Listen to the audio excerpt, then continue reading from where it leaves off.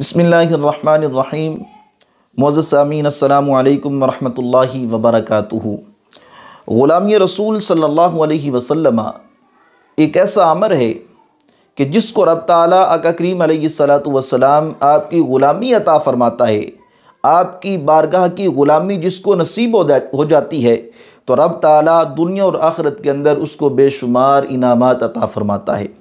اور دنیا کے اندر جو آقا کریم علیہ الصلاۃ والسلام کا سچا اور پکا غلام ہوتا ہے، آقا کریم علیہ الصلاۃ والسلام کی رسالت کا اقرار کرتا ہے، آپ کے ساتھ اپنی محبت کا اظہار کرتا ہے اور آقا کریم علیہ الصلاۃ والسلام کی غلامی کو تسلیم کرتا ہے، تو رب تعالیٰ دنیا کے اندر جو رب تعالیٰ کی پیدا کردہ مخلوقات ہیں، رب تعالیٰ رسول اللہ صلی اللہ علیہ وسلم کے اس غلام کے لیے ان کو تابع فرمان بنا دیتا ہے۔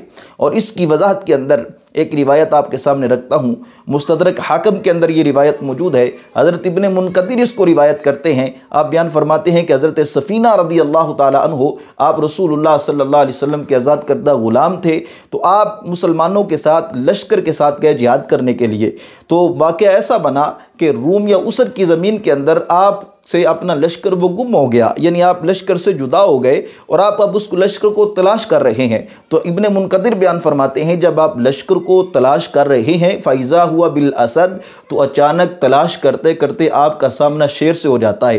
جب شیر سے آپ کا سامنا ہوتا ہے تو حضرت سفینہ رضی اللہ تعالیٰ عنہ اس شیر کے سامنے جو بات کرتے ہیں بہت ہی قابل دید ہے۔ آپ بیان فرماتے ہیں یا ابا الحارث انا مولا رسول اللہ صلی اللہ علیہ وسلم۔ آپ بیان فرماتے ہیں کہ اے شیر، میں کوئی عام آدمی نہیں ہوں بلکہ میں رسول اللہ صلی اللہ علیہ وسلم کا غلام ہوں۔ اپنی غلامی جو رب تعالیٰ نے آپ کو رسول اللہ صلی اللہ علیہ وسلم کی عطا فرمائی تھی اس کا ذکر شیر کے سامنے کرتے ہیں کہ میں رسول اللہ صلی اللہ علیہ وسلم کا غلام ہوں، اور اس کے سامنے اپنا معاملہ رکھتے ہیں کہ میں اسلامی لشکر کے ساتھ تھا، پھر میں لشکر سے جدا ہو گیا، اب اس کو تلاش کر رہا ہوں۔ اب معاملہ کیا پیش آتا ہے؟ آپ بیان فرماتے ہیں کہ جب شیر آپ کے الفاظ کو سنتا ہے اور رسول اللہ صلی اللہ علیہ وسلم کی غلامی جو رب تعالیٰ نے آپ کو عطا فرمائی اس کا ذکر سنتا ہے، تو آپ بیان فرماتے ہیں فَأَقْبَلَ الْأَسَدُ لَهُ بَسْبَسَةً حَتَّى قَامَ إِلَى جَنبِهِ۔ اب شیر نے حملہ نہیں کیا، جب اس کو پتہ چلا کہ رسول اللہ کا غلام ہے تو فرماتے ہیں کہ اپنی دم ہلاتا ہوا حضرت سفینہ کی قدموں میں آ کے کھڑا ہو گیا، آپ کے پہلو میں آ کے کھڑا ہو گیا۔